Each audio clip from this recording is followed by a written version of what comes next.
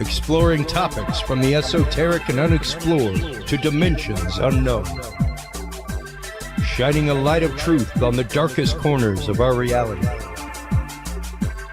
Welcome to the Curious Realm. Hello, everybody, and welcome to this very, very special episode of the Curious Realm. Tonight, it's a community response episode. There has been some scuttlebutt in the community over the last week. Dr. Steven Greer came out and has made an announcement, at least from his knowledge, that the Betty and Barney Hill case has not been as it has been said, that it was possibly part of a government cover-up, that it was part of a government program to procure DNA from people and make them believe that they were abducted by aliens. We have on the phone with us right now author of Captured, author of Forbidden Knowledge, as well as Extraterrestrial Contact and so many other books with Dr. Steven Greer, Kathleen Marden, the actual niece of Betty and Barney Hill. Welcome back to the show. How are you today? I'm doing well. It's great to be back. And, you know, as I told you in our pre-show interview, I was flabbergasted when this statement came out from Dr. Greer. I was really taken aback. I have been a fan of Dr. Greer's work for years. I've been a little bit suspect, and even last time you were on, we talked about CE5 and the idea of spiritual contact, the idea of calling forth craft, and even whenever you have participated in things that are similar to that, y'all have had spiritual directors there, things like that, to help differentiate between a possible bad acting spirit and something that you have summoned forth. So yes. It's interesting to me to hear Dr. Greer, who is a doctor, a scientist, who has been scientific advisor to a few presidents, and has some good credos to him, coming out and basically towing the line of full-on conspiracy theory, Kathleen, when it comes to what is literally the seminal alien abduction case out there, the Betty and Barney Hill case, the case of your aunt and uncle. Yes, and I want to say first that I respect Dr. Greer. I'm not here to disparage him in any way. He's done terrific work in the field, but I heard on his podcast that the Betty and Barney Hill abduction was staged, man-made abduction, and had nothing to do with aliens. And he said this is known by very few people. I also heard that he had read The Interrupted Journey way back in 1966 or so when it was released, but I am not aware. He didn't mention being aware of any of the work that Stanton Friedman did regarding their case, and the massive amount of work that I have done personally. So I was really taken aback, and I began to wonder if he has become a target of disinformation. And you know, a lot of people are, especially well-known researchers in this field. We must be very cautious. Yes, and yes, Kathleen, because disinformation is so easy, and it's even easier now.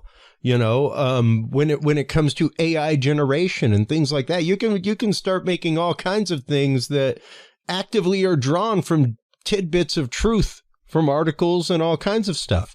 So there is a whole panoply of things out there, a whole panoply of stories that, yes, were crafted up and created long ago, to continue tropes. And that is one of the things that I've questioned about the whole Steven Greer bringing this up is, how did a government program, because that was one of the things he specifically said, was that it was U.S. Air Force personnel. So that is a government program. That's a big tater of a statement, Kathleen. It certainly is. And if the U.S. Air Force were abducting humans from around the world and exposing all of us to trauma, to life-changing event that brought on ontological shock, post-traumatic stress disorder, that was something that would change our lives, that would give us great pain. I cannot believe that our military would do that. I know many, many very highly respected, kind and caring military people, former officers. And the idea that that occurred is something that I don't even want to accept, because it would be comparable to Nazi Germany. Yeah, no, precisely, Kathleen. And it's the idea that that a program like that, whenever you say this is U.S. Air Force personnel, that means that that decision came down from the top, that there was a board meeting held about this program, and that it was efficacious, and that we needed to put money into it, and that we needed to assign soldiers to it who were willing to do this. And that would be a full-on situation, no different, like you said, than Nazi Germany, no different than a soldier saying, hey, wait a minute, I don't know if I want to march people into a camp and do that, you know, and they would have the right to be able to refuse that service. However, if you were to be an outside actor, an outside agency, something like that, a contracting agency, you wouldn't be beholden to the same rule. You know, but he didn't say that. He full on said it was U.S. Air Force personnel, which takes it down a very conspiratorial twist of a rabbit hole. It does. And it also invites a class action lawsuit against the Air Force for the great harm that they have allegedly dealt out to millions of people. Yep. And granted, you know, there is precedent. Two precedents for lawsuits like that. Number one is, of course, MK Ultra, which came shortly on the boot heels of the Betty and Barney Hill case. Oddly enough, you know, the revelations of that in the church committee hearings, and in addition to that would be the Area 51 filing from the people of Rachel, Nevada, the families who filed suit against a non-existent government facility and forced the hand of the government to say, no, Area 51 does exist because we've been burning toxic chemicals and these people got sick. Yes. You know, those are really the only two instances where there has been a class action lawsuit that has been won on behalf of the people against the government in that kind of way. So it would be precedent setting, and maybe he's trying to, much like with his disclosure hearings and things like that he's put on with the National Press Club for decades. Maybe he is trying to set a legal precedent in that way, perhaps. Well, but if this is true, I would be the first in line. If there is evidence. And what we need is evidence indicating that this is true, and not just some whistleblower's testimony. We need more than that. And so I wrote 11 questions to him. I have not received a reply. But I said, what technology did the U.S. Air Force have in 1961 that could hover silently, rotate, and bounce back and forth in the sky like a yo-yo? I'm not aware of anything that we had in that time frame that could maneuver in this way, that was completely silenced and, could defy gravitational fields. And you know, one of the other things to consider, Kathleen, especially when you're talking the idea of harvesting DNA, the experiments of Watson and Crick didn't come about until 1953. So that would be a very short time. Like, even if you were to say, okay, well, we recovered some DNA useful technology in Roswell in 47. We still didn't know what the heck DNA was for another 6 years on that timeline. So to say that in another 6 years, we had reversed engineered that technology to do something with something that we barely knew existed, that's a big, bold statement. And amniocentesis was not used in a medical setting using ultrasound and to test the amniotic fluid in a pregnant woman until 1972.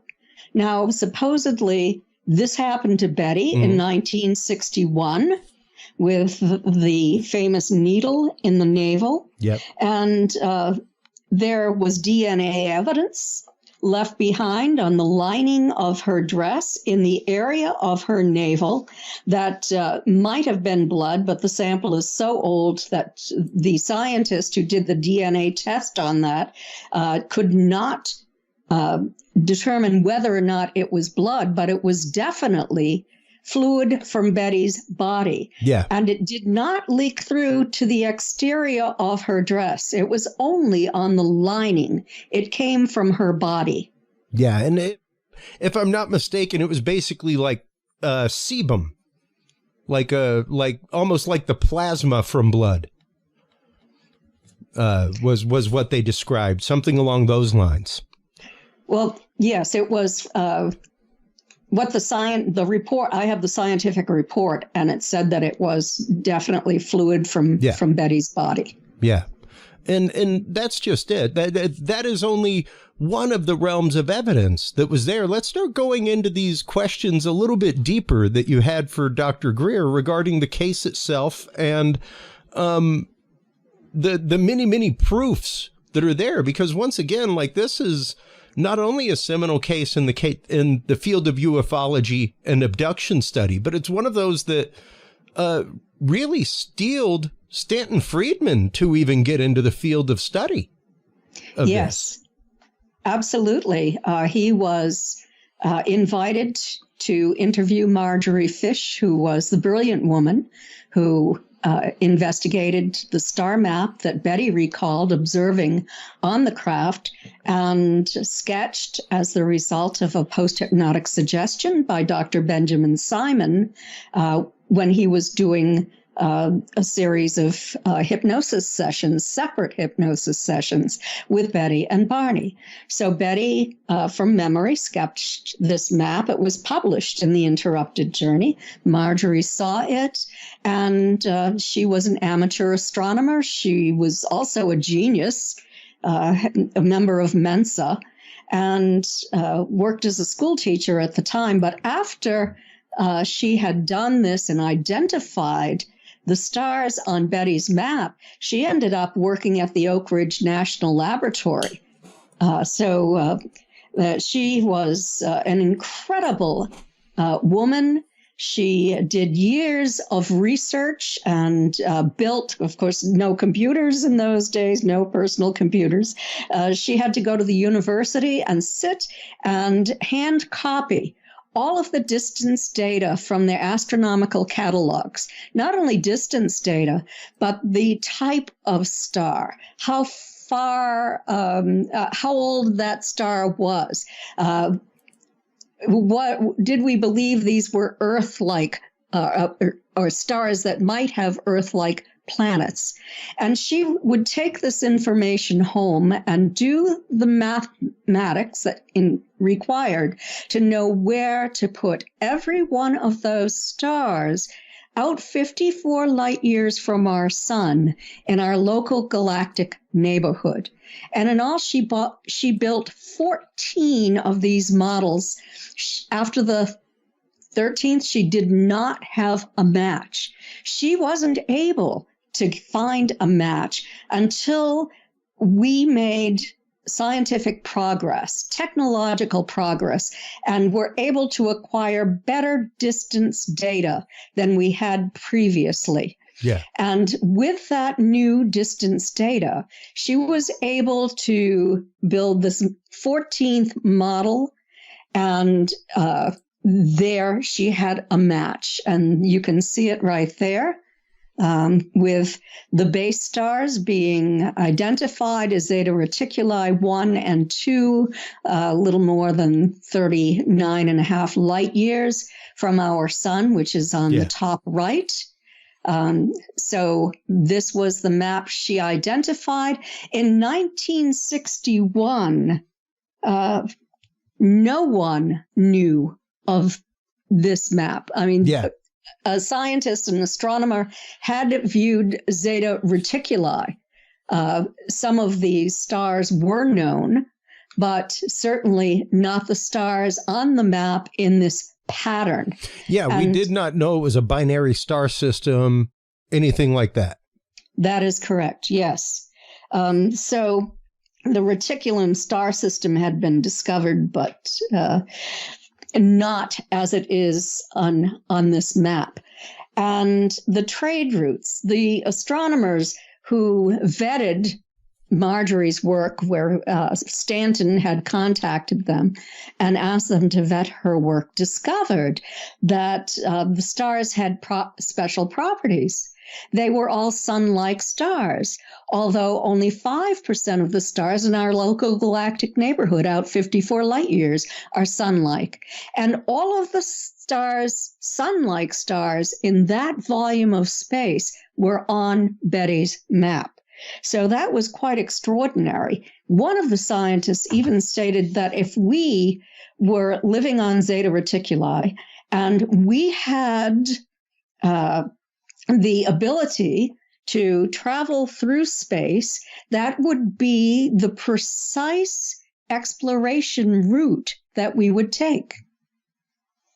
Wow. Wow. Yes. You know, there's a lot of information that we know now that was not in that first book. These are newer discoveries.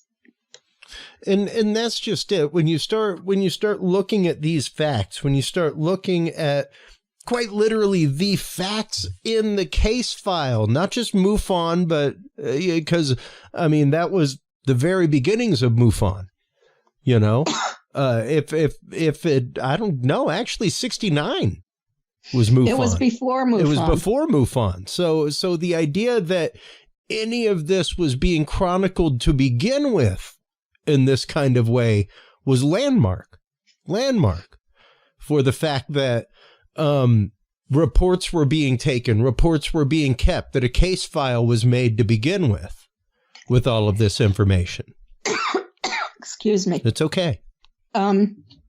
Yes, and there has been an update on that star map with a focus on exoplanets, where a young astrophysicist used 2,289 different models. And what the result of this was is that the fish identification remains the closest match of nearest stars. And it's about an 85% match. There might be two stars that are actually better matches based upon our new knowledge than Marjorie had. Wow. And you know, once again, the idea that this was not fully known information. DNA was not fully known information yet. All really adds up to a much more fantastical story if it's the case that it is what Dr. Greer says it is, you know? Yes, absolutely. You know, when we didn't have knowledge of DNA back in that time frame. So why would they be collecting DNA samples from Betty and Barney? Well, that's just it. You know, it's a large leap of logic. And granted, believe me, Kathleen, I am involved with a lot of communities. I am involved with a lot of paranormal communities, a lot of parapolitical communities. All right, who will firmly ascribe to the fact that there are black site locations where people are tortured to obtain adrenochrome, where there are black site locations where people have DNA taken and are spliced with alien DNA, all kinds of things. I entertain all kinds of hypotheses because, well, we're allowed to hypothesize anything. But once evidence starts being presented to the contrary, once things come up, like once again, the timeline of DNA knowledge against this, the timeline even of reverse engineering craft from Roswell. I don't think we would have been to a point of a fully functional system in that short of amount of time. I just don't, I agree. And regarding Betty's dress, which was damaged in all of this, certainly human hands could have damaged her dress, but a recent study done on Betty's dress, which was done at the University of Pittsburgh and Bradford by Dr. David Soriano, who was a 35-year tenured professor at chemistry, and his associate, and a student that his associate was training, discovered deposits of tellurium and rhodium, which are rare, expensive metals on Betty's dress. Tellurium is extremely rare in the Earth's crust, but abundant in the universe. And rhodium is the rarest and most valuable precious metals on the Earth, with a higher melting point and lower density than platinum. Why would the Air Force put those metals on Betty's dress back in 1961? Yeah, no, and that is a valid question scientifically. And once again, you worked hand in hand with Stanton Freeman for years regarding this case and others. Yes. And when it comes to missing time, the craft, the technology possibly used, there's a whole nother realm of questions, which once again you're asking of Dr. Greer to answer and explicate. What would be your next question on that list, Kathleen? Well, I'd like to know how he can explain the dozen witnesses to the highly unusual craft that night. And the person who had that information, who found these witnesses, was John Luttrell. He was an award-winning journalist. He wrote for the Boston Traveler. Betty and Barney refused to meet with him, but when he heard about their story was confidential at the time, he did a wonderful investigation of them and of their case. He talked to officers at Pease Air Force Base. He talked to officers at Project Blue Book, to people in NICAP, National Investigation Committee on Aerial Phenomena, to Betty's and Barney's neighbors, to people who knew them, to other UFO investigators. So he talked to a lot of people. And by the time his articles were released in the Boston Traveler, which was in 1965, late October of 1965, he had found 6 witnesses. And by the time Stanton Friedman wrote to him in the early 1970s, he had found at least 12 to 14 witnesses, he said. And he said that those witnesses were not all together in a group. They were standing in different locations, and they all described the same craft that the Hills described in the particular location that the Hills were in that night. And he knew because he drew lines between their position and where the Hills were and where the craft was. So here we have many witnesses. I've interviewed other witnesses who have made reports as well.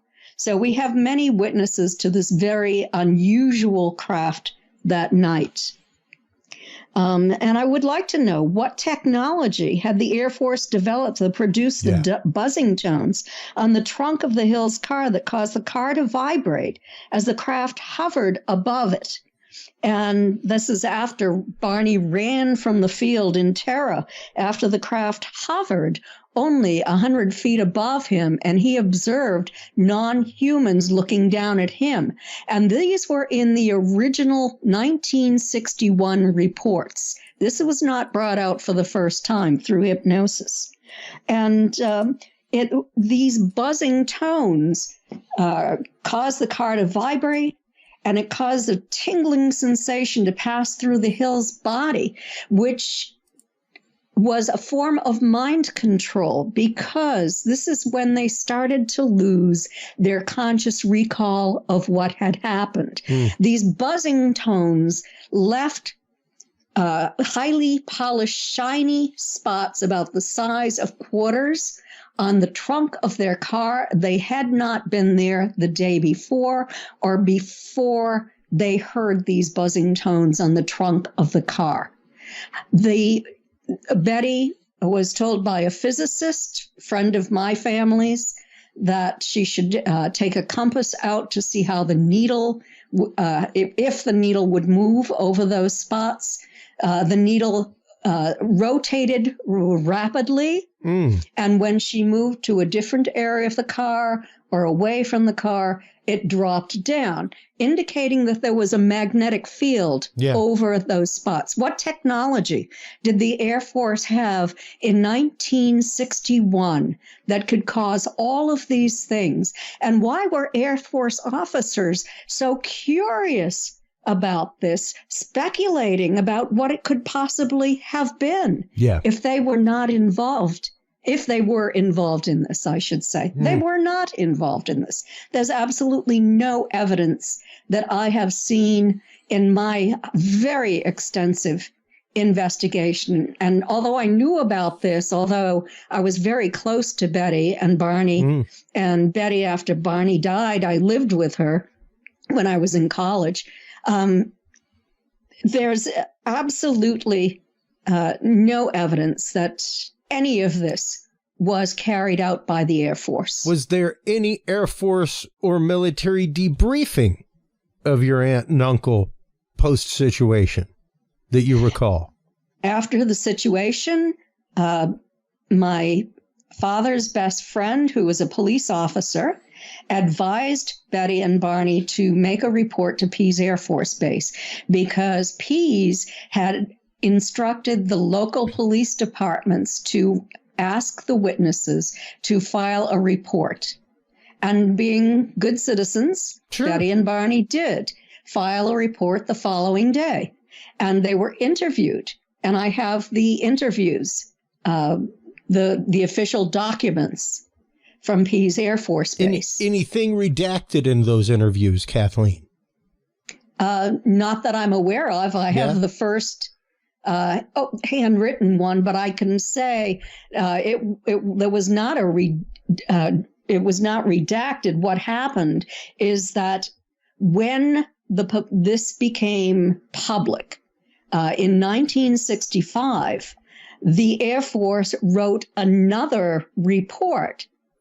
So there was a false report written, and in the false report, there was no evidence of any movement. All they saw was a star-like object. That's nothing like the first report that talks about it swooping down and being the size of a dinner plate held at arm's length.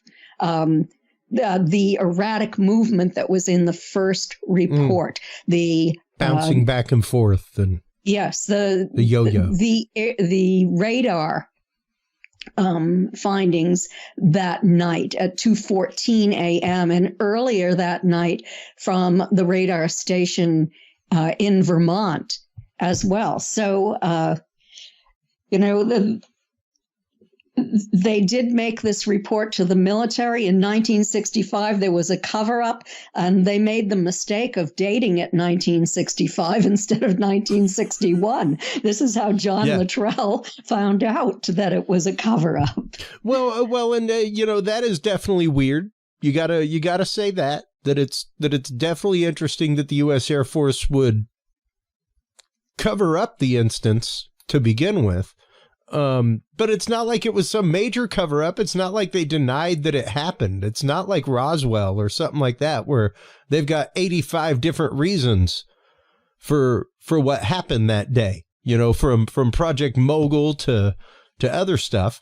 They didn't go through that kind of effort. They didn't go through that kind of disinformation campaign. They basically just cleaned up a report. Yes, you know? They cleaned up a report, and in the files that I have read, when the story became public, Betty's and Barney's files were sent from Dayton, Ohio, Project Blue Book, to the Pentagon. That was how concerned the Pentagon was. Yeah. Yeah, and that's just it. Like, it shows the fact that there was a point of genuine concern on the part of the military, not a path to cover up the entire incident. If there was a overarching program to abduct people under this guise and garner their DNA, I guarantee you they would have gone through much more diligent efforts to cover up the entire incident. In respect to its connection to the U.S. Air Force, even the reports given, everything else. Yes, the U.S. Air Force thought that it might be the planet Jupiter, or it might be a signal light of some kind. But in the end, it was just unidentified. Something else that I wanted to bring up is Please. That I asked, what wand had this nefarious group developed that could immobilize people and cause them to float above the ground in 1961? Because that's what happened to Betty and Barney. Yeah. Yeah. And once again, the idea of, and granted, there were definite government programs going on with mind control, drugging, all kinds of stuff, even false memory implantation at the time. But there was no wand, no magic wand that did such a thing. That was, I don't even know of one now that would be able to do it. It would be a combination of technologies, Yes. Yes, I know that now they are working on some electromagnetic system that could have an influence on the enemy's thinking or cause them to pass out. But, this is not 1961. No, definitely not. Not really in the range of what we were doing technologically in 1961. So it's a far-fetched concept. And once again, I don't know. It just begs to question why Dr. Greer has jumped to this solution being the one. And people might be wondering, well, when was the wand pointed and to whom? It was pointed at Betty when she tried to escape and run into the woods. And Barney was not dragged to that craft. He felt as if he were floating, and only the toes of his shoes were bumping along the rocks. I'm quoting him here. And that is why there were such deep scrapes on the toes of his shoes. Also, the description of these non-human entities, they, through their hypnosis, remembered telepathic, hairless, non-human, large-chested people of short stature with large craniums and very, very thin arms and legs. In fact, Barney called them spindly arms and legs. These are the ones who conducted intrusive examinations on Betty and Barney. Now, we don't even have humans that fit that description. Yeah. Yeah. It's a very, whenever you look at it, it's very, very gray in origin. And interesting that, once again, that is the description given long before what we know as gray is around. Like, really, we didn't, the whole concept of the gray alien that we know didn't really come about until Communion, almost, you know, as far as a popular trope description for an alien. It's really interesting to see those things and to see the fact that in their descriptions and in their actual testimonies that not only they gave while awake, but that they gave under hypnosis, that yes, all of this information lines up. There was never a polygraph that they didn't pass or anything like that. No, in fact, Betty had a polygraph exam. Barney was deceased at that time. He died very young, 1969. But Betty went on the F. Lee Bailey lie detector show, and she passed with flying colors. No evidence of deception. Yeah. Yeah. And, you know, along with, of course, the physical evidence remaining on the dress and the injuries that your aunt suffered, were there any other physicality, any other physical traces, any other remains left by the incident? Well, there was plenty of physical evidence when they arrived home. There was the dress, Betty's watch had stopped, and Barney's as well, never ran again. I have her watch. Oh, wow. And an interesting thing that I'd never noticed before, but that I noticed recently, is that it says 5:16. Now, I know her watch was working at 11:20 that night because she looked at it. This was before the craft swooped down and moved in on them. When she arrived home, she noticed that her watch wasn't working. Now, this was in the day of wind-up watches. So she set it for the time on the clock in her house, and then she wound it, and it did not work. And that's the way it apparently remained. It says 5:16, which would have been the time a.m., the time when they arrived home. Their anticipated arrival time was between 2 and 3 a.m. About approximately the time of the incident. Yes. And you know, once again, couple of hours of missing time. This is one of the first real cases where 2 hours of time is missing from somebody's life. Very interesting that that you still have the watch. Have you done any remainder testing on the watch, Kathleen? I haven't. I'm a little apprehensive. I don't want to give up the watch. Yeah. There is some kind of a green spotting inside on the face, on the upper part of the face, as if it's been exposed to some kind of chemical. Interesting.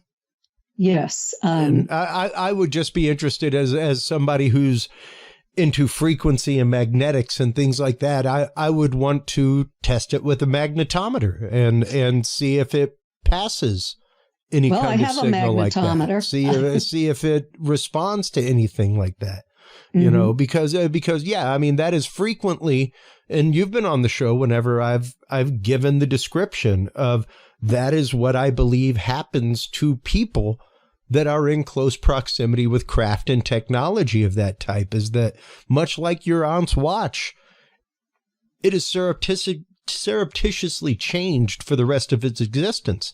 Even if you got that watch working again, it would never tell time correctly. It would for those gears would be forever partially magnetized.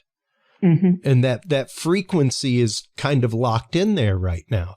So it would be interesting to see what other data you personally could draw from the watch, because there could be a whole realm of that now, you know? And even like you're saying with the genetic testing and the testing of other material from her dress, our processes are totally different. We can lift all kinds of new information from this data. So yes, absolutely. The fact that there has been data found to begin with leads you down a road that it's not what what the good Dr. Greer has presented. Yes, that's true. And also something that I think is significant is that Betty always spoke about symbols that she observed on the craft in what she called a book, but the way she described it is more like what we think of as a tablet today. And she saw 6 vertical rows of symbols inside. They were underneath plastic, sort of embedded. And in the year 2000, I asked her to sketch those symbols for me from memory. Now, later in, I believe it was 2003 or 4, and then 2007 or 8, Dr. Don C. Donderi, who is retired now, psychology professor at McGill University, and Stuart Appel, who was a psychology professor and dean at the University New York, the State University at Brockport,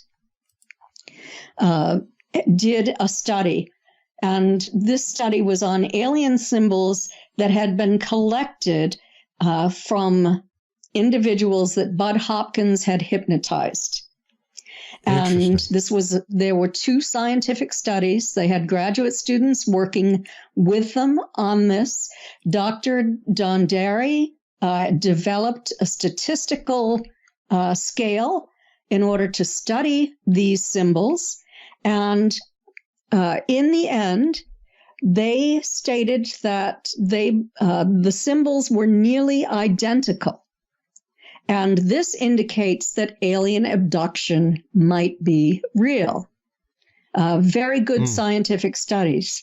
Well, when we published Captured for the first time, I decided to put those symbols in the appendix of the book. And Dr. Donderi saw them there. And he then contacted me because he compared those symbols to the symbols from Bud Hopkins' abductees, and he said they were nearly identical, which is just absolutely amazing because Betty had never been to Bud Hopkins' home. She had never seen those symbols. Bud had those symbols, and he kept them in his file cabinet and individual files. So this is important evidence. Those symbols were not available anywhere, yet these different individuals sketched the same symbols. Yeah, precisely. And the idea of, I have held for a long time, the idea of this being mass hallucination, as claimed by many people, many study researchers, psychologists. I think it goes way beyond that. And definitely the evidence, like you're saying, of people who have not contacted each other, people who have no contact with each other and have no access to the symbols, drawing the same thing. Correct. It's pretty remote. And don't get me wrong. Like I practice remote viewing, Kathleen. Okay. So I'll definitely say there's a possibility there that maybe they were all just remote viewing the same thing without realizing it. However, even then, pretty remarkable. Well, I can tell you that Betty was not a remote viewer. Yeah, that's just it. This situation was not a situation of remote viewing. It was one of, once again, great trauma in somebody's life, and one that, and now granted, I'm sure that there are people out there right now probably commenting on social media as this plays out that Chris has shown numerous books by Kathleen Marden. She has a vested interest in this story going forward in the way that she's stating it. Betty and Barney didn't. They had zero vested interest. I mean, even when I was presenting it to my wife earlier today, the facts of the case. I mean, the first one that I bring up was 1966. They were a biracial couple. Right. And let me say that's the last bit of attention you wanted to bring to yourself, even in enlightened New Hampshire. Kathleen? Absolutely. And I want to say I did not have a vested interest. No, absolutely not. When I began as a skeptic, and I did years of investigation, research. I transcribed all of the hypnosis tapes for comparative analysis. Yeah. Stanton Friedman never would have worked with me if I had not been unbiased and scientific in my approach. Exactly. And that is the way I approach this field. I've been in this field for a very long time, and I do my work as scientifically as possible. And you know, even I'll say this in the next segment with Earl Grey, and I'll say it with you right now, Kathleen. I fully respect and love the fact that when your research took a spiritual turn, when your work with experiencers and things like that took a spiritual turn, you stepped away from the hard research. I still do the hard research. Oh, yeah. Let me tell you that. But yes, I had to differentiate that because it was my personal spiritual journey. Yeah, precisely. And you wanted to make a hard line definition between the two, between your work and research and that. Absolutely. So in order to do that, you made a divided line down the middle and ceased all obfuscation between the two. And I perfectly and beautifully laud that, because that's what we should be doing. Despite any belief, like I'll say it all the time. I am a believer's believer, Kathleen. I have had my situations happen in life.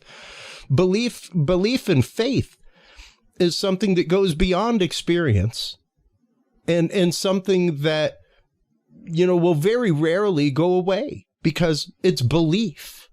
Yes, however, and belief that can be intrinsically changed with new sets of datum. That can be intrinsically grown upon or lessened with new sets of datum. And that's what's amazing about you, is that you are willing to accept the new points of datum into your data set. I am. And I have to say that part of this spiritual journey was science-based as well. It wasn't all belief-based. No. I did experiments. No, that's just it. It was your experiments that brought about the other side, that brought about the realization. And that's what's absolutely amazing. Yes, you know, and also on the qualitative and quantitative studies that I've participated on, right. in meaning working, not just not taking the study, with nearly 5,000 experiencers. Yep. And, you know, that's important work. That's not woo-woo. No, absolutely not. And I mean, even your the Marden Barton survey of extraterrestrial life and religious belief, like, that's the kind of stuff I'm talking about, where it's quite literally a marriage of the two things that is utterly necessary. You know, because once again, and I have lifted the term ontologic shock from you and Earl Grey, because it does such a beautiful job. It does such a beautiful job explaining what happens to the experiencer, and the not only the mental, but the spiritual and emotional division that happens at that moment of experience, where everything you know ceases to be. And like immediately a new reality has to be drawn up, like immediately. Yes. You know? And, you know, thank you for showing the survey that Dr. Barton and I are working on. And this is for everyone. We're looking for 1,000 surveys. That's our goal. We have 166 to go. So if you would please go to my website at kathleen-marden.com and participate in that survey. We would greatly appreciate it. Yeah, absolutely. It is one of those that, without these experiences, without these stories, without trailblazers like your aunt and uncle and yourself carrying on their story and their charge, because what's interesting is your aunt told you face to face years ago, honey, if this ever happens to you, please keep it secret. Yes. Don't tell anybody. It is not going to help you in life. That's right. You know, and to know that you have carried on the work of Stanton Friedman, that you have brought a whole new realm of understanding to things like the Experiencer Resource Team with MUFON, Kathleen. The idea that, yes, nuts and bolts is necessary, but sometimes to understand the nuts and bolts, you have to understand the experience, and you have to understand the person that was there experiencing it. Absolutely. And, you know, these people are traumatized. Yeah. Maybe they overcome the trauma eventually, but most of the individuals that I've worked with, and I was the director of the ERT for 10 years, most of these individuals were traumatized regardless of what the experience ended up being. Yeah. You know, so it's extremely important to look at more than just the nuts and bolts. The nuts and bolts are important. We need the physical evidence. We need to test it. But the individual, in my mind, is so much more important. The individual experience, because I'm a social scientist anyway. Yeah. You know, that's my background. So, and that is what is most important to me. Absolutely. Absolutely. We have about 3 minutes left, Kathleen, before we let you go. Final words from you to Dr. Greer regarding this. Well, Dr. Greer, I hope that you will read my work. Feel free to contact me. I'd be happy to have a face-to-face interview with you or via the internet on some application. I want you to know the facts in the Hill case. I respect your work. I respect you. But I really believe that the individual who is providing this information is actually giving you false information in order to influence you. And I know that can happen to anyone, regardless of their level of education, their popularity, their level of knowledge. We could all be targets of this. Yeah. Yeah, absolutely. And that is such a beautiful cautionary word at the end, Kathleen. The fact that we can all be targeted by this. We can all be sucked down that rabbit hole. We can all be brought to it, you know, and that's okay. That's all right. Like, once again, we are involved in a field of hypothesis to begin with. Yes. And we have to be willing to hypothesize, but we also have to be willing to say that what we are saying is hypothesis.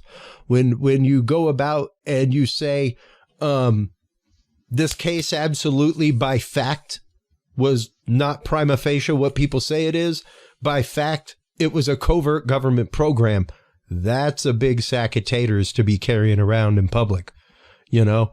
And it's hard to ignore that. And that's one of the reasons why I reached out to you and why I reached out to Earl Grey, you know, because it's one of those that I find myself in my show as a platform of not only discovery, Kathleen, but the idea of demystifying topics. So much of this is mystified by other people and even deified by some people, you know, to the point of, hey, wait a minute, I think you've lost logic.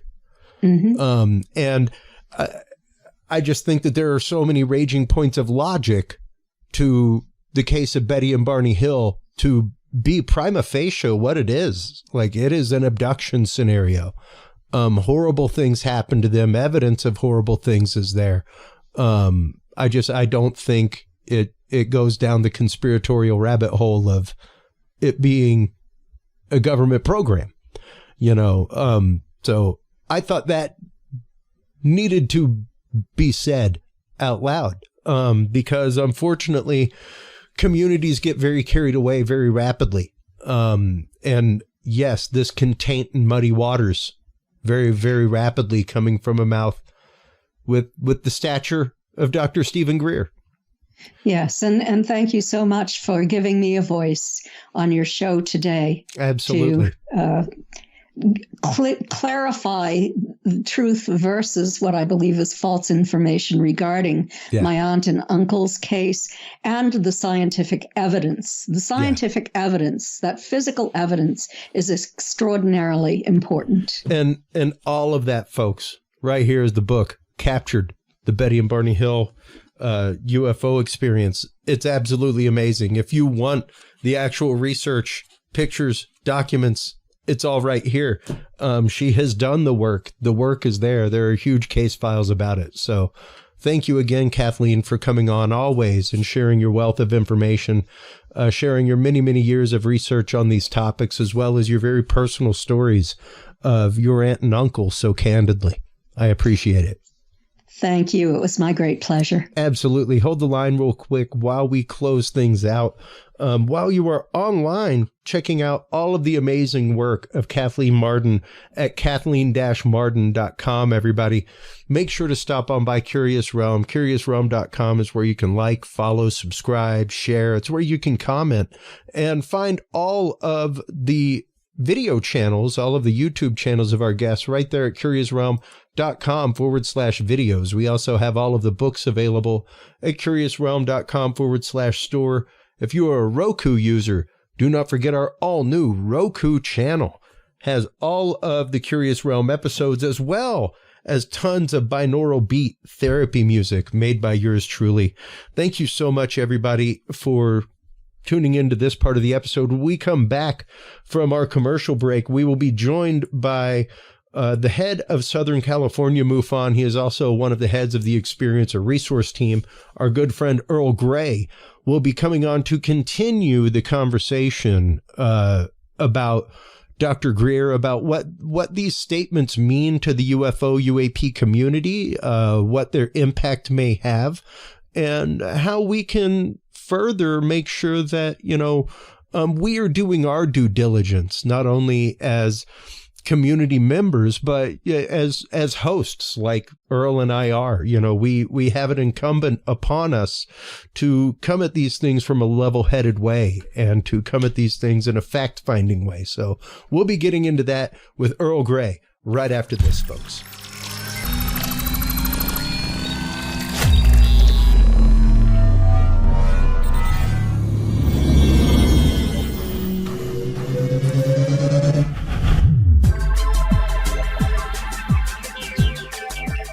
The Curious Realm Podcast is your source for the latest and greatest news and events in the world of the paranormal, esoteric, and forbidden knowledge. And there's no better way to spark the conversation than with items from the Curious Realm store. Choose from fan favorites like hoodies, mouse pads, coffee mugs, and more. Buy books and items from your favorite Curious Realm guests. Get your hands on the latest gear for paranormal investigations and experiments we discuss on the show. Open your web browser and stop on by the Curious Realm store at curiousrealm.com/store to buy the latest Curious Realm wear and out-of-this-world gifts for yourself, your family, or a mind that you want to open. That website again is curiousrealm.com/store.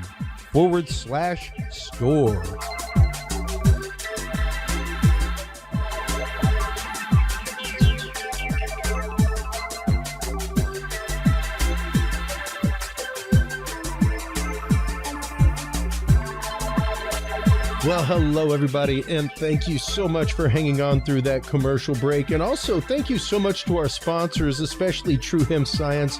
They are your source and our source for amazing CBD products. They are the only CBD that I personally use. I found Christopher Lynch a few years ago and have fallen in love with his products. They have amazing terpene profiles. Stop on by and check them out. TrueHempScience.com is the website. Curious7 is the code that you want to use to save 7% off your entire cart of $50 or more and get two free edibles as well on your way out the door.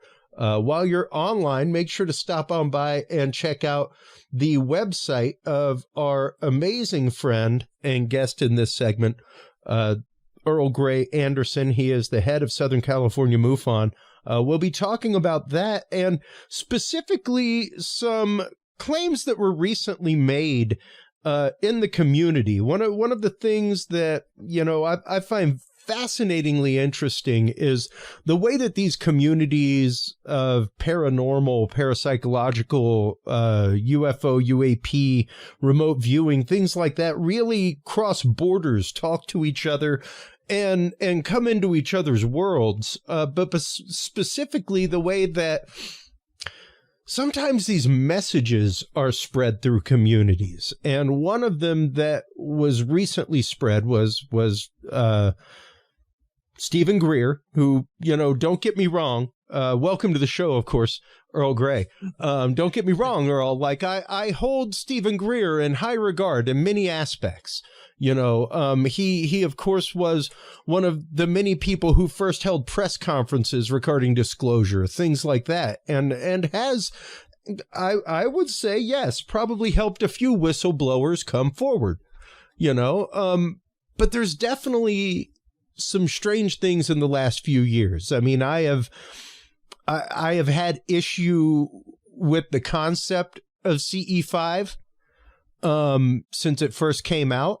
The idea of it's a very loose protocol and a protocol that could very easily be hijacked by other entities that may not intend you well.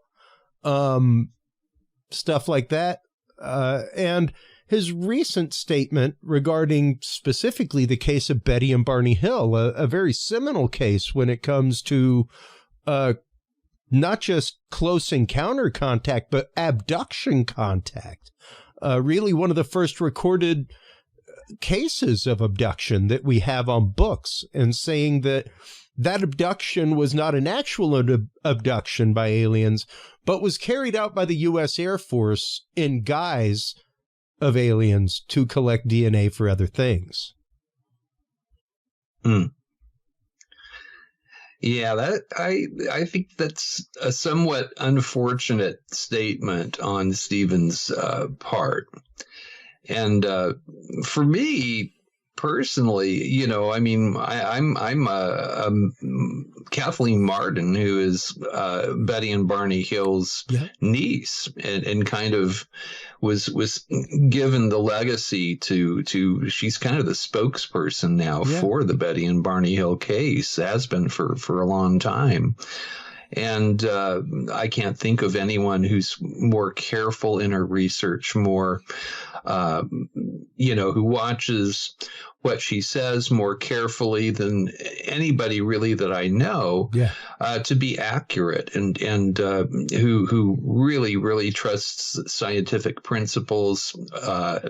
You have to remember she was Stanton Friedman's choice as a co-author on his books. And, Stanton Friedman kind of, held the torch for, scientific investigations of this phenomenon. Yeah. And Kathleen, she grew up around Betty and Barney Hill. In fact, Betty lived next door to her during certain points in her life. And she knows this case backwards and forwards. Right after this happened, she met with Betty and Barney Hill, and she saw the emotions involved, saw the ontological shock that everybody's left with when they have a contact event like that, whether it's seemingly malevolent or seemingly benign. Everybody's left with ontological shock. It can be a speed bump that's hard to get past.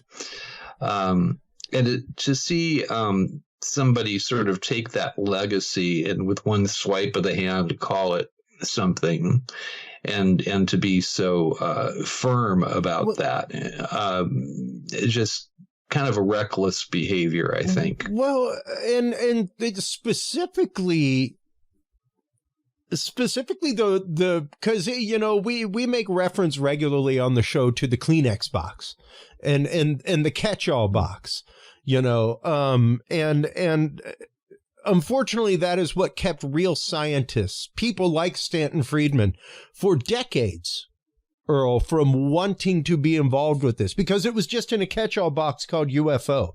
Once we relabeled things phenomena, you know, like directly what science is in charge of investigating, suddenly scientists want to be involved because, well, now you're talking about something that interferes with other experiments, things like that, you know? So understanding a phenomenon is quite literally the job of science. Investigating a flying saucer is not. You know, So once you remove it from that Kleenex box, but the problem is we've taken an abduction case of, once again, a very seminal abduction case, one of the first ones on record, and put it in a big old Kleenex box, Earl, called conspiracy theory. Which is, I was very, very upset. It takes a lot to upset and disturb me too, because there's all manner of stuff that people say out there, you know. Well, and all you have to do is go over to, you know, the website that used to be called Twitter, and just go to the UFO section, and you can see, you know, everybody has their opinion and wants to be right, and obviously everybody can't be correct. And dogma is a problem. Now, when you decide that the phenomenon is one thing and that it's all this, and there's no variation to speak of, people, you know, bump into some walls, or they kind of create their own boxes in that way. Yeah.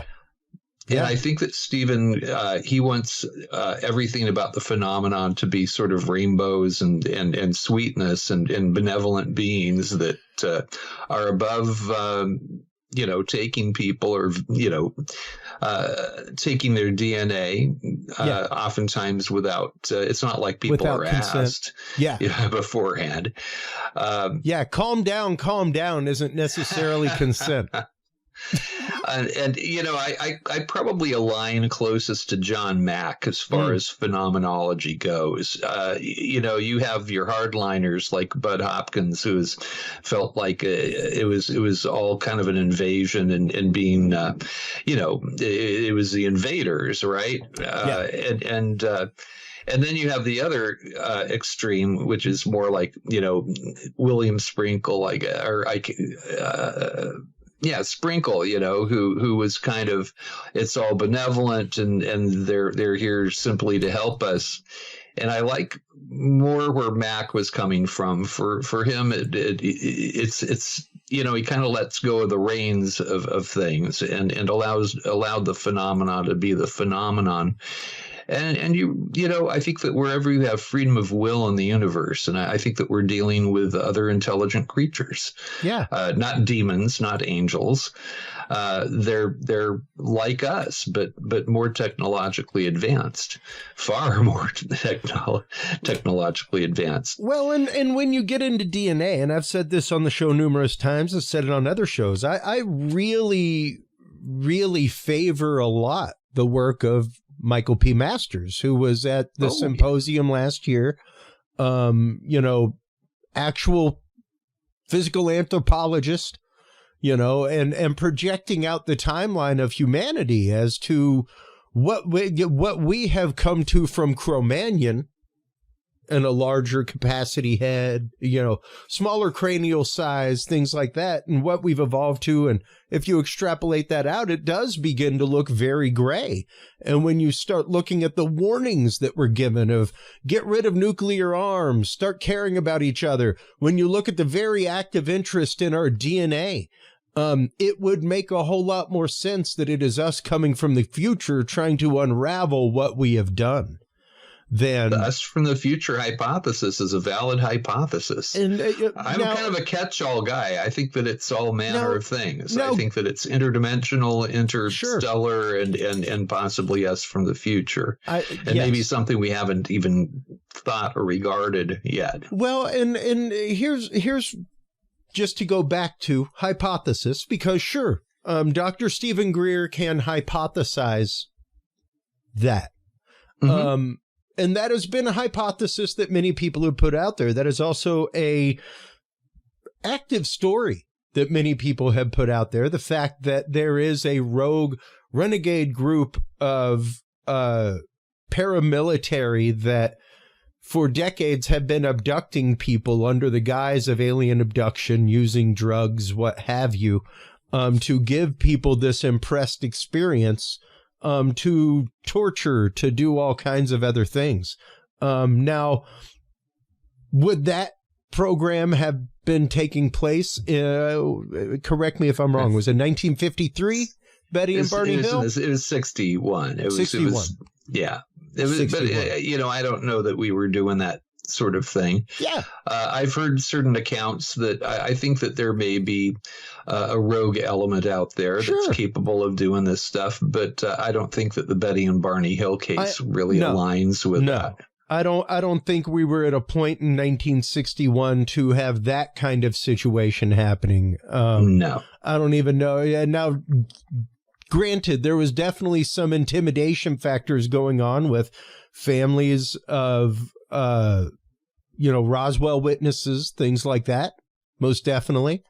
As far as military hush up, military saying, you better not say anything, OSS, that kind of stuff. Sure. But was there an active program in 1961 to abduct people under the guise of, number one, you would have to have the guise of alien abduction for this to work. You would have to have the phenomenon of alien abduction already in the books and already in the psyche and in the trope of society for this to work in that way, Earl. And I agree. And even when I told you before you came back from your break that I rabbit holed into some research, and here it is right here from nature.com regarding Watson, Crick, things like that. And yes, of course, they did lean on some other scientists who discovered, the idea of nucleon in 1869, things like that, which was a substance found inside of white blood cells that led later to the naming of deoxyribonucleic acid, things like that. But even then, the work of the three-dimensional helix and what we know as genetics wasn't until 1953. So within a decade, we've got an active program to kidnap people and take their DNA. I don't think so. I know that my mom... That's a rush on any government program. This was probably an extraterrestrial event. Yeah. I'm not going to go and tell my mom's story yet again on your show, but okay. My mom did work with officialdom. She worked with Howard Hughes, and she worked in an underground facility back in the 1950s during the Cold War. And she was having a conversation with my aunt. My cousins had come over. This was about 1967, probably. I was around 9 years old, I think. And my cousins were visiting, and my aunt knew about my mom's old position working with Howard Hughes, and that she had a knowledge of the UFO phenomenon. I think my aunt was one of the few people that my mom had broken her NDAs with, me being the other one. But my aunt came over with the current issue of Look magazine, and it had the Betty and Barney Hill story in it. It was kind of the first major national magazine that carried that story. And she was having a quite lively conversation with my mother in the kitchen. So I went and kind of ran to the screen door and secretively and was listening in. My older cousins were around me listening in too. And I heard the argument that my mom was having with her sister. My aunt was saying, this sounds like bad science fiction. I don't think it's true. And my mom told her, from what I know, I believe that this probably did really happen, just from what I know about this stuff. And my aunt was getting kind of, she said, well, it says that they stuck a needle in her navel. And I had to elbow my older cousin is like, well, what's a navel, Brad? What's a navel? Yeah. He said, the belly button. Shh. He wanted to hear the whole thing. But this was the first time I can remember where I conceived of extraterrestrial life possibly doing something that's a little bit more on the scary level. Up to then, my concept of them was the space people, and I think that I just had this benevolent idea internally, and I still kind of do. I still do. I think most of them are probably it's like us. We have our miscreants, but it's not all of humanity. Exactly. But that was my mom's belief about it. And if anybody would have known, it was my mother, because she was very early on dealing with this phenomenon. And she told me about that in 1963 when I was a little 5-year-old. So I've known that all my life. I grew up having that little kernel of knowledge. And it's interesting how the Betty and Barney Hill case kind of expanded my idea of what was out there at such an early age. And then later on in my life, I find myself a mentee of the niece of Betty and Barney Hill. It seems to be the way synchronicity works for me. Well, that's my life, And the evidence, Earl, the evidence of the Betty and Barney Hill case, even the transcripts of the hypnotic regression that were done over and over again. I don't know that all of that could have been implanted in that way. Not to say that in 1966 that we weren't full swing in MK Ultra, that we weren't full swing in a lot of programs like that, because we definitely were. Church hearings, church committee hearings, all that kind of stuff came out with that. But was it being used in that way? Because once again, you'd have to have the phenomenon of abduction. And I don't think that we had the means to create a craft like the Hills described. And remember, Betty was shown something like a holographic iPad that was, this a book that she wanted to take with her. Yeah. And just the technologies that were described, we didn't have those back then, and I don't think that we even had them in sort of an early form. That's all outside of the range of human capabilities for that time. And there were other witnesses that saw the craft. There were other people that had seen it, and it's just a very, very well-founded UFO case. I can't think of a more watertight there's case. The evidence on the clothing. There is the evidence of the star map that was given to Betty Hill. Sure. That utterly showed it, and I don't think they'd be. I don't know that you could fake that, because you'd have to know it. You'd have to know it to fake it. Yeah. And I don't think you're going to lose your accolade just to fake something. I think here's the problem. I think that Steven Greer, and I have respect for a lot of what he's done as well. He early on was going to Congress and trying to get disclosure going. He was one of the earliest proponents for that, and I still have respect for him for even attempting that back when he was doing this. But I think that his idea of the phenomenon, it's all, this benevolence. And you can't say that about humanity. You can't. And that's really the only intelligent group of beings that we have to go by. I guess you could bring dolphins and whales and octopi in there maybe at some level, but just looking at ourselves, it's not all one thing. It's not, wherever you have freedom of choice, you're going to have people that rebel against that within the same race. There's no such thing in my mind as an evil race. People like to talk about evil reptilians, evil grays, evil this and evil that.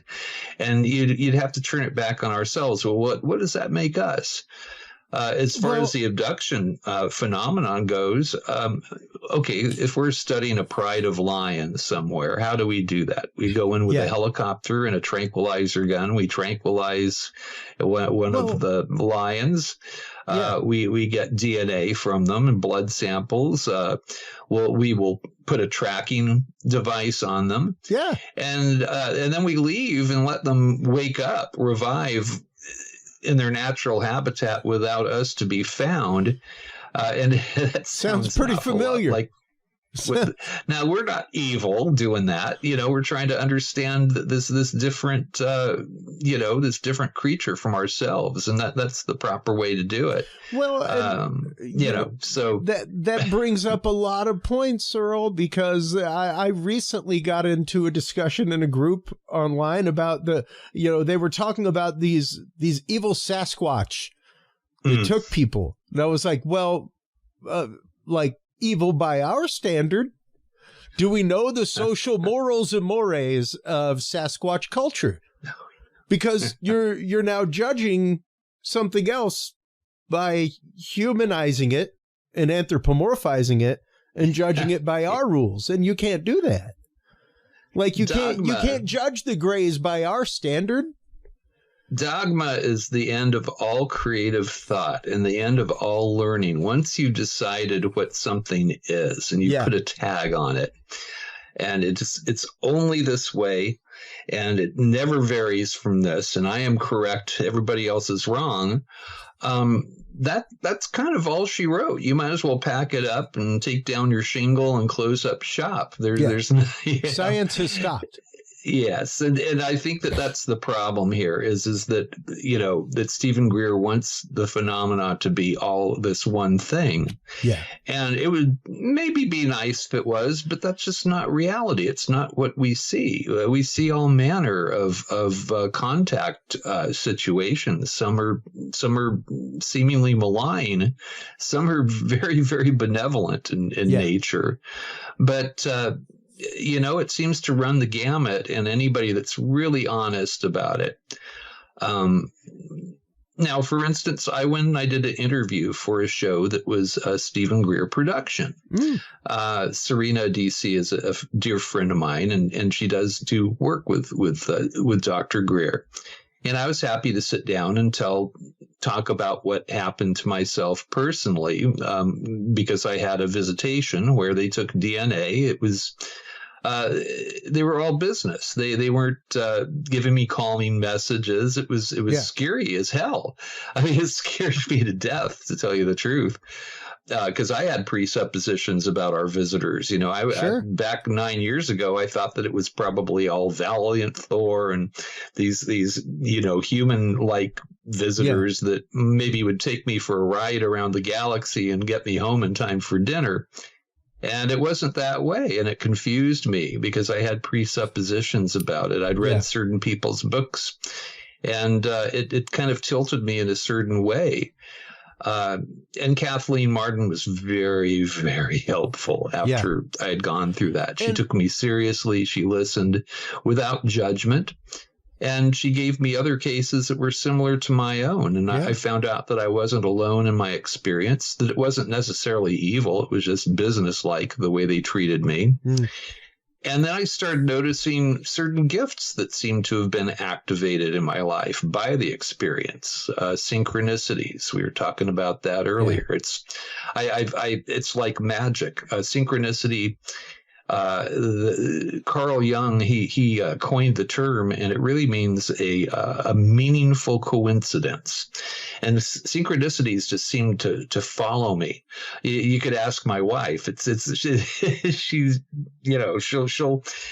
she'll still get amazed by the way that works for me. But we notice these gifts that people are left with. That doesn't seem like something that some evil culture would impart to us. Heightened levels of empathy, concern about nuclear war and the environmental issues. These are things that you do not have to be an alien race to have a heart and consider, Earl. Like it should not take intervention from an alien society for for you to be concerned about nuclear weapons. For you to be concerned about humanity. Seems to be the flashpoint for some people. I talk with people from all backgrounds and all religious and political stripes. And if you're an experiencer, generally you've gotten that message. You're left with that gist.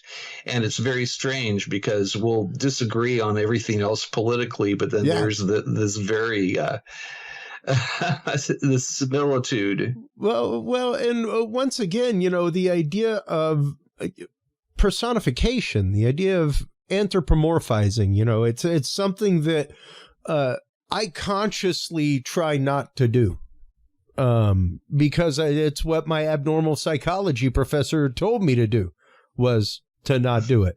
He was the one that when I was out observing gorillas was like, no, Chris, just put the time and the date, and that he picked up a stick. And what time he put down the stick. You don't have to get into why he picked up the stick. You'll never know. He's a gorilla. You'll never know why if you assume why he picked up a stick, now you've lost the research part. Exactly. And you've gone into assumptions about what a gorilla wants to do with a stick, and you got a problem there. So, you do have to kind of dispassionately look at things. You do have to kind of dispassionately look at research. While reading things, you have to kind of disconnect from the fact that that these other quandaries, that these other things are there, and look at something as a whole in and of itself to an extent. Well, I think that when I talked about my account and was interviewed on camera, that at first Serena was a little disturbed because it wasn't as positive as the stuff that they were kind of looking for. But then I talked about the gifts at the end, and I talked about how it seemed almost ritualistic the way that this happened, that I needed to be woken up. And I mentioned how in Buddhist tradition, how an acolyte will be asked to go onto his knees, and the Shaolin monk will hit him between the shoulder blades with the blunt end of a sword. It's like this little execution, and it's scary. It hurts at first, and anyone that just walked in on this would think that they had walked into an execution. Yeah. But it's actually a parting with ways with the material life that the acolyte had become accustomed to, and the opening up of a new adventure. Yeah. And to me, that's kind of how my experience was. And that's how I see it now. But it confused me at first. I don't think that it was evil. But, I hear accounts that don't sound very good. I think that there are renegade ETs out there, just like, if you leave your car unlocked, in a bad neighborhood, it's going to get broken into. Yeah. If you invite every intelligence in the universe to come visit you, you're probably not going to be happy with all the results. That's just looking at humanity and how we are. We've got our Gandhis, we've got our Hitlers, we've got most people fall in the middle somewhere. Hopefully, have better intentions than extremes that I'm mentioning. Yeah. And that's kind of what we have to go by. And it would surprise me if other intelligences were different than that, unless they were robotic or like an ant colony. Taking care of one queen and everything else that goes by the wayside. That might be out there, but it doesn't seem like the visitors that experiencers encounter here on our planet. Usually it kind of, some people have very scary stories. Yeah. But I think that when we did a blind study with a free organization, Renario Hernandez was heading it up at that time, and this was a joint blind study that was done by MUFON, by the MUFON ERT and by the Free Group that was started by Edgar Mitchell. And we found that 80% of abductees, whether they had a seemingly malign or seemingly benevolent experience, said that they were glad that the experience had happened, that if they could go back in time and make it not happen, that they wouldn't do that, because it usually opens people up more spiritually, and they find they have these weird gifts if you can, get past that speed bump of ontological shock. Yeah. And some people never do. I mean, some people for the rest of their lives, they're fearful, they're afraid of aliens, they're scared that this is going to happen again to them. It's this great fear factor that they can't get past. And that's where you find some of the dogmatic evil alien memes coming from. But I think that when you grow past that ontological shock, and I think that it's nothing more than the Buddhist Shaolin monks, the blunt edge of the sword. People aren't killed in the process.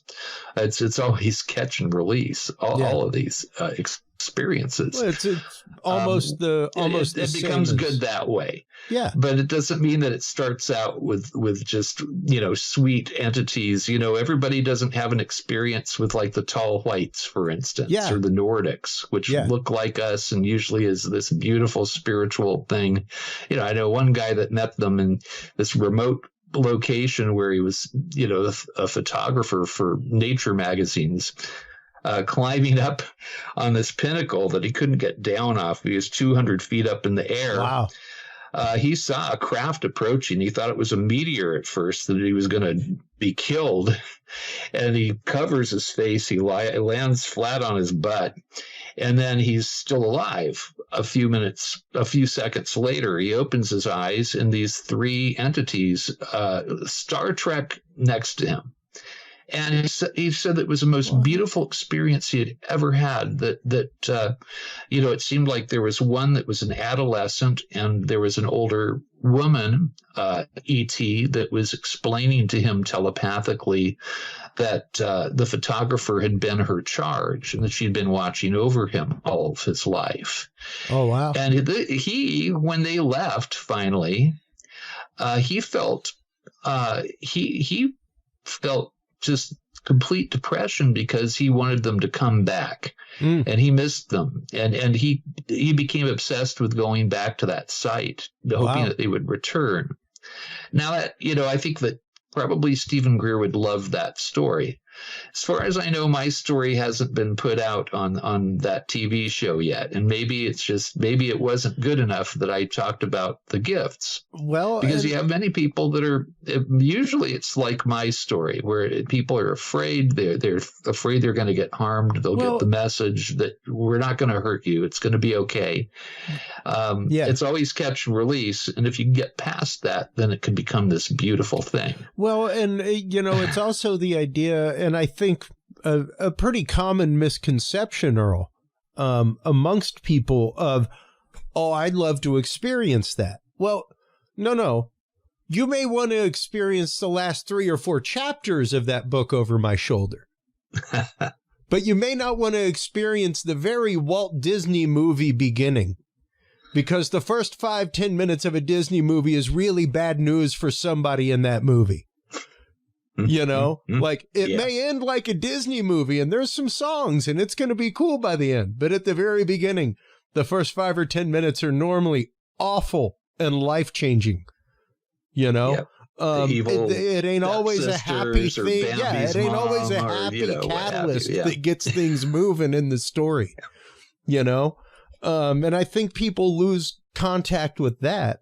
But I think that there is also, especially when it comes to the recent statements of Dr. Greer, the idea that we're anthropomorphizing in a very bad way. We're setting up an expectation that may not be the fact, and when you're talking specifically that realm of conspiracy theory, that's a thick realm of conspiracy theory to have adopted. And I know quite a few people in numerous communities that consider Dr. Greer a plant.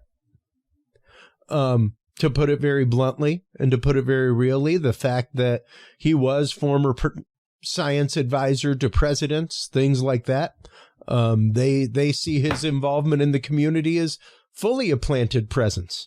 So the idea of, only seeing the good may be part of that plan, is what many believe. And when you turn a pretty major experience, once again, a pretty seminal experience when it comes to the world of abduction and abduction evidence, real evidence, physical evidence, turning it into that's another realm of hypothesis to say that.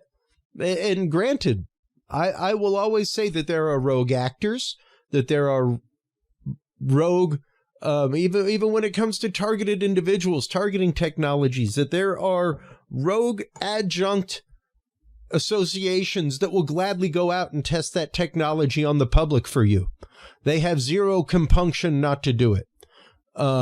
They wear interesting hats with little, comic book figure marks on them and all kinds of stuff out there, folks. They belong to all kinds of outside agencies that consult and do other things for the government that now are private and in private hands. And yes, those things exist. However, he actively said a branch of the U.S. military.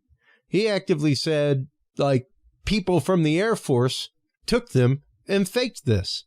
That is a big, bold statement.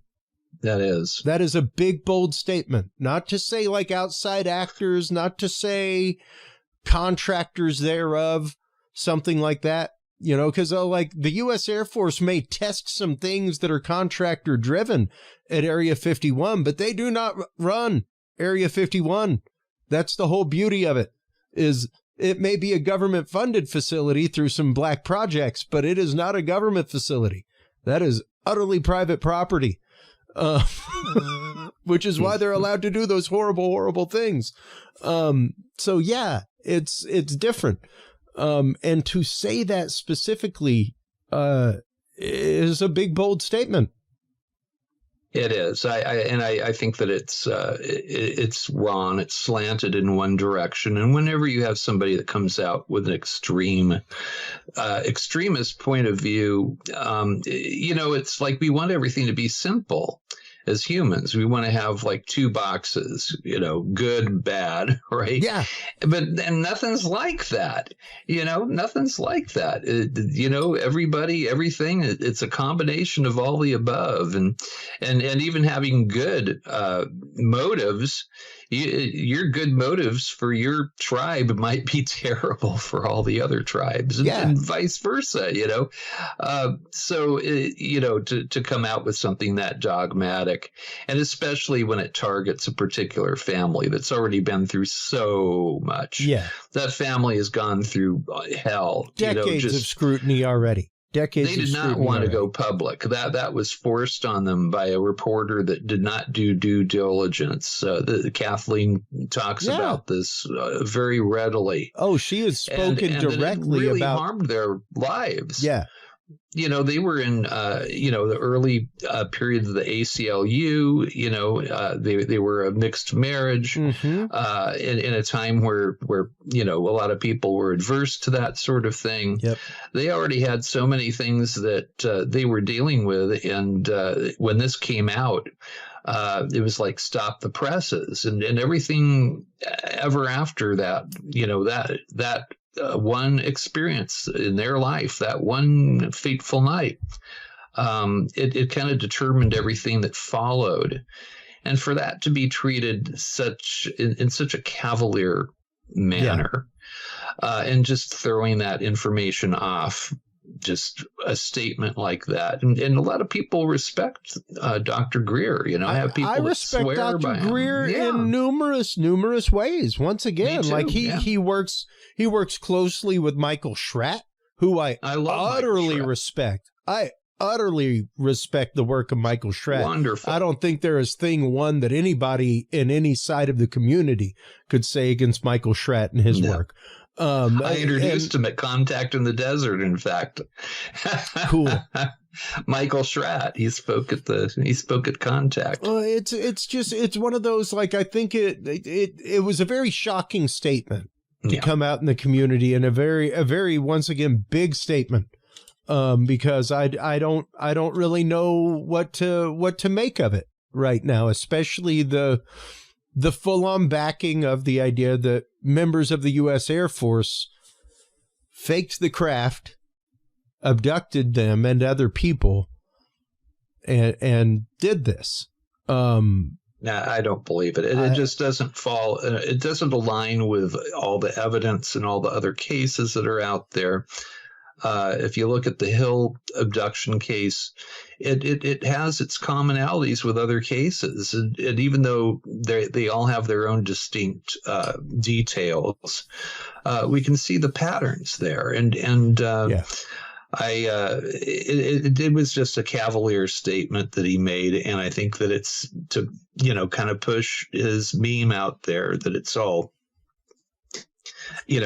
benevolent visitors with and I'm not saying that our visitors aren't benevolent, but it's not that simple. I'm not saying 9 out of the 10 people you meet on the street are not a benevolent individual. 9 out of I'm not saying 99 out of 1,000 are like guaranteed they are. Guaranteed they are 99 out of 100. But probably. There's one that may have some ill will or may have some creeping thought back in there, you know? And yeah, we have to be ready for that. Like I have said numerous times on the show, I firmly believe that there is something out there. I firmly believe that we are not alone. But I also firmly believe amongst that, there are probably some bad actors. There are probably some people that do not necessarily have our best ideas at heart. Maybe they want us to get rid of the nuclear weapons, Earl, because that's the only thing that can kill them. You know? Who knows? I don't know. I've heard. I have people say, "Well, it sounds like gaslighting to me." What they're telling the experiencers, but you could flip anything on its head like that. Yeah. To me, it seems like actual concern. I think that perhaps when we test a nuclear weapon, or God forbid, use an atomic weapon like we have in the past. Yeah. We haven't used a nuclear weapon yet, and hope we never do, because one of the things that people are told telepathically is don't try it. You won't survive it. Nuclear war is not survivable. Yeah. That doesn't sound like malign creatures but this is the message that people are given during an abduction scenario or a visitation that Steven Greer said is all done by the military. I don't think the military wants to get rid of their nukes. They certainly don't. So that wouldn't be a message that the military would put out there or promote. So even right there, it kind of destroys Steven's argument to that end. Well, and once again, my wife is one. She says hello, by the way, Earl. My wife is one who does not ascribe to the concept. She ascribes to the concept of conspiracy about as far as a DA will. Where it's like quite literally that's their job, is to take a realm of evidence, give you a narrative that fits the evidence and pull you down that line. Like that is their job, folks. They are conspiracy theorists by trade. That's what we pay a DA to do. Otherwise, we wouldn't have people convicted of conspiracy. But that is exactly how far she believes a conspiracy can go, because aside from that, she does not hold faith enough in humanity that many people could shut up and keep the secret. That many people could collude for that long, and I always point out like D-Day just went by, the idea of like my aunt, or my grandmother rather, worked in a facility in Alabama as a riveter, people who worked on the big project on the big bomb had no idea what they were making on that assembly line in a GE facility. They were just making the same thing day in, day out. I make 1,000 of them every day. Have no idea what it's for. It was so compartmentalized that nobody had to lie to their family, because they literally had no idea. I make a part, dude. No idea. I take this little filament, I put it in glass, I seal it up, and then I pick up the next one. Like, I don't know what that part does. So yeah, there was no need to carry on a conspiracy when you have it compartmentalized like that. When you have other programs compartmentalized the way that they are, there's no need to necessarily boldface lie about it, because you're not lying about it. You don't have the full picture. Like I just spent time at and if you're out there listening, Richard, hello. I just spent time at a hotel for 2 weeks in Orlando. One of the things that happened on the way back from eating sushi one night was we ended up driving through the Lockheed Martin test facility. Like, we did not accidentally go down there. We didn't go down it on purpose, but it's not like we missed a turn. Like, it just took us that way, and we ended up at a guard booth, man, with a dude in a uniform, and the poor kid driving. He's about 24, 25 years old. He's like, I've never wanted to be anywhere else than present right here, right now. How the hell did we end up on this guarded government road, like a test facility sign, launch facility? Where was that? This was in Orlando, Florida, literally about a mile and a half there, behind the Orange County Convention Center. Not even joking. Not even joking. I have a similar story from Plant 42 out here. Staying at the hotel was a gentleman that did contract work for them. And one of my friends kept asking questions, and he was like, at some point, there's a phone number that I have to call if you keep asking me questions. So let's just stop asking questions and enjoy our drinks. Yeah. The one I usually hear is I could tell you, but then I'd have to kill you. Yeah. No, I mean, he got halfway through. I could neither. And I was like, say no more. I already know what that answer means. Thank you. Well, Skunkworks has my business card because I was outside of Plant 42 with a little film crew from Italy. They wanted to go to Area 51, and I told them, that's not a day trip. That's an entirely different state. We could be on the road all day, and we might get there by nightfall. But it's you want to film for one day. It was the Italian version of Nightline. So I have these 3 Italian filmmakers there, a couple cameramen, and the producer. And I'm explaining how Plant 42 is one of our most highly secretive spots that highly guarded, and that there's a rumor that the black triangles may be coming from right behind those walls that you're looking at right now. Yeah. And he turns the camera off, and the producer is going, this isn't that secretive. It's right off the road. You can see it off the road. I'm not going to try to do his accent, but, the thick Italian accent. And as he's complaining about where I took him, the two, it was one van. It was a big white van that pulled up with a security guy with a sidearm and starts asking questions. Who are you? What are you doing here? And what are you and I want to see ID right now, and he wanted my business card, and he has it. So there you go. And we were obeying the signage. One more list for you, Earl. Yeah, I'm sure I'm on a few. I heard from one DOD guy that he was telling me a little bit about that he had read my mom's file. And I think he maybe told me a little more than he was intending to. He said, you're in your mom's file. You went and gave a little presentation to your 4th grade class about what your mom told you and wasn't supposed to tell you, didn't you? And they let me know that was in that file. I guess my mom reported on herself. Well, good, she was good scared for her. That somebody else would good find for her. me. Yeah. Scared some 4th grade Russian spy would let him know. Well. I hope they don't hate me. I the secrets I'm telling are mostly my mom's, and they're 1955 That's secrets. Right. That's right. A long time ago. Well, and it's even considering that, Earl, it's the fact of have these programs gone on? I'm sure that there's something akin to them, but I don't know that the U.S. government or that the U.S. military has interest in Betty actively Hill's, abducting people in that kind of way and harvesting their DNA. That's a real stretch. For 1961, it's a large completely stretch. That's no. It would take more faith to believe in that than that it was aliens from another world. You know, honestly, it takes more faith to believe that. So. But it just doesn't, I guess it doesn't align with what he's trying to put out there. I think that he wants people to do his CE5 thing and that's how you make contact. And I think he wants the whole abduction phenomenon to go away, but it's not going to.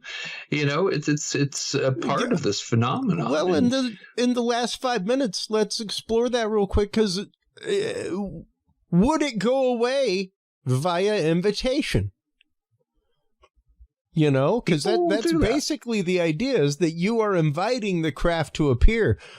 Yeah. Does that necessarily preclude the fact that they will not still take and abduct and experiment upon you? That's what happened to me. Just because you invited it? I tried the meditation. I did it myself. I was too cheap to go and pay anybody to do it for me. I knew how to meditate from high school. You know, I had my mantra still. I had like a little focal point, and I spent a couple weeks, maybe a half an hour or so every evening, just getting into that meditative state and saying, I want to meet you. And if abducting me is the cost of the ticket, go ahead. But I had this idea of these benevolent, maybe humanoid. I was thinking, I mean, the image in my head was Valiant Thor. Sure. And I really, really wanted to meet. I still want to meet Valiant Thor if you're out there, sure. Val. Come on by.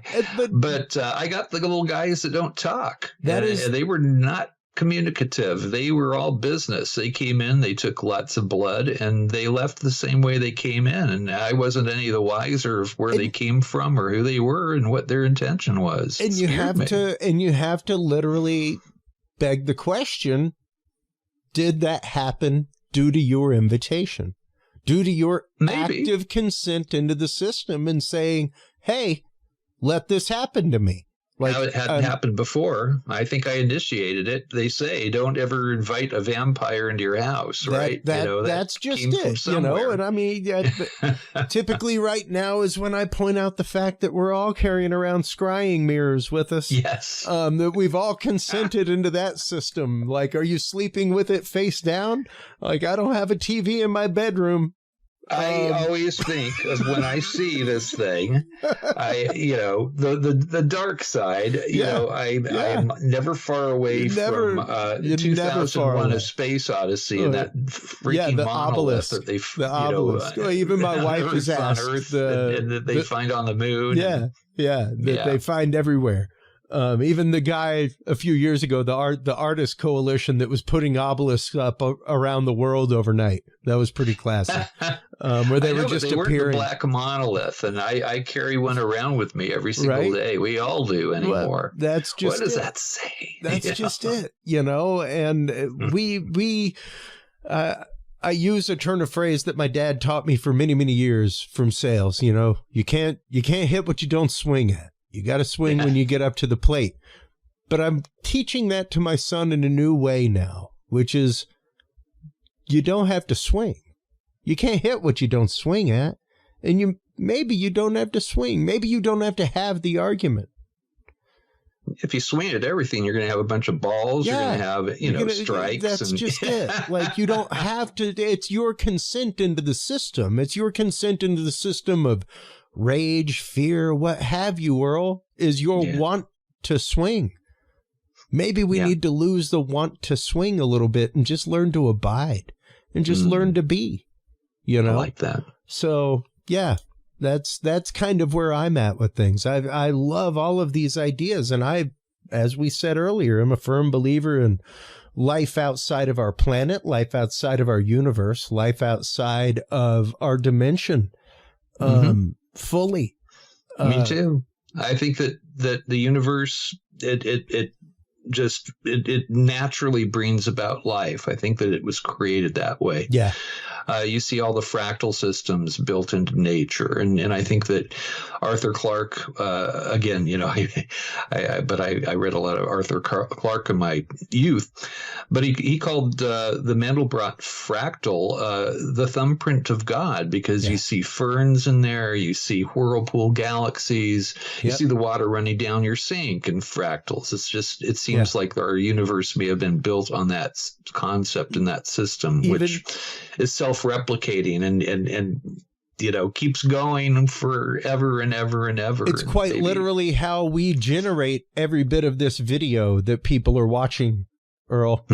Is people do not realize that without fractal and fractal generation and fractal math and fractal concept, we would have never been able to replicate an actual tree or a mountain with polygons. True. To create video games, to create all of this stuff. So it is literally the basis of reality as we know it. It's phenomenal. So, and this is why I love conversations with you. Before we end here, I just want to give Kathleen Marden a shout out. All hail Betty and Barney Hill. Yes. And all respect due to Steven Greer, but we're going to have to part ways on that particular subject. I disagree with it. And, I would vehemently disagree with that one myself. I think that there is way too much actual physical evidence. And once again, the star map. Let's just leave it at the star map. It didn't exist. I agree. So Earl, before we let you go, of course, let everybody know where they can go to find out more about you, where they can go to keep up with everything SoCal MUFON, and also SoCalMUFON.com. That's my local chapter. There you go. They post a blog that I write there. They have to post the newer blog, though. I gave that to my internet guy. Put up the new blog. Let's see. We have Joel Hynek, who's going to be doing a presentation on June 30th. If you're in the Los Angeles area, go to SoCalMUFON.com, SoCalMUFON.com. And that's where a best place to keep track of me. I'm also on Facebook. I'm just Earl Grey on Facebook. That seems to be the main social media platform I use if you want to keep up with stuff. No, he hasn't put up the new poster yet. So sorry, man. My chief investigator is a busy working musician, and I'm amazed he finds the time to do everything that he already does for us. But he does my posters and all that. The upkeep on the website. Awesome. So Earl Grey on Facebook. If you go to LinkedIn, I'm Earl Grey Anderson. If you've seen a UFO or you've had a contact experience like we're talking about, go to MUFON.com. You can click either report a UFO, or you can click on report an abduction or non-human contact. And somebody like myself or one of my wonderful, amazing field investigators will do due diligence on your case. And there you go. That's my little shout out to MUFON. I love them and worked with them for over 9 years now, and I fully aligned with what they do. So there you go. Absolutely, Earl. Thank you so much for your time. I can't wait to see you at the upcoming symposium, actually. It's going to be fun. At the DFW symposium coming up in July. So very much looking forward to that and seeing you there, of course. Hold the line real quick while we close things out with the audience. While you are online checking out everything from MUFON as well as Earl Grey Anderson, everybody, make sure to stop on by Curious Realm. CuriousRealm.com is where you can stop and find all of the episodes. That's where you can like, follow, subscribe. That's where you can find the store full of videos and books from all of our guests. If you are putting on an event, check out Curious Events. We now provide amazing audio, video, all kinds of things for paranormal events all over the state of Texas and beyond. Stop on by and check that out, curiousevents.org. And do not forget, the all-new Curious Realm Roku app. If you have a Roku device, you can get all of the latest from Curious Realm right there, as well as tons of meditation and binaural beat music made by yours truly. Thank you so much, everybody, as always, for tuning in. It is your open hearts, your open minds that make the conversation. And without the conversation, humanity goes nowhere. So remember, take care of yourselves, take care of each other, and stay curious. We'll talk to you soon. Bye-bye. Thank you for tuning into this episode of The Curious Realm. Stay tuned for more guests, forbidden topics, and hidden truths. Follow us on social media by searching Curious Realm. To download the official Curious Realm app and view the Knowledge Vault, or become a sponsor of Curious Realm, visit our website at curiousrealm.com. Curious Realm is available on your favorite podcast and video services, as well as KPNL Radio, APR TV, and the Curious Realm app for Roku devices. Curious Realm is a proud member of the Ground Zero Media and Aftermath Media family of podcasts. For more great shows and members-only content, visit groundzeromedia.org and aftermathmedia.com today. Thanks for listening. Stay curious, and remember, the other side is always watching.